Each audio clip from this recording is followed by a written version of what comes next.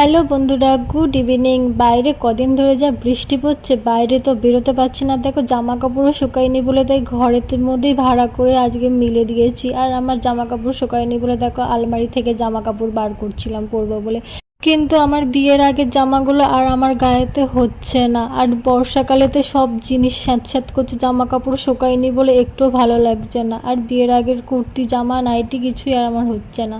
তো আলমারি খুলে নিজের জামা খুঁজতে গিয়ে এতগুলো গেঞ্জি দেখতে পেলাম। এগুলো সব আমার বাবার গেঞ্জি। এগুলো সব আমার বাবা কেনেনি, অতটাও বড় লোক না আমরা। হলো যে কি আমার দাদু মারা গিয়েছিল তখন এই জামাগুলো পেয়েছিল, তো আলমারিতেই পড়েছিল। তো আলমারি অনেক দিন পরে খুললাম, তখন মা বলেছে জামাগুলো একটু দেখা হোক যে কটা জামা আছে, আবার ভাঁজ করে করে সাজিয়ে রাখবো। তো তখনই আমি এই জামাগুলোর একটা ভিডিও করে নিয়েছি। দেখো কত সুন্দর সুন্দর গেঞ্জি, কিন্তু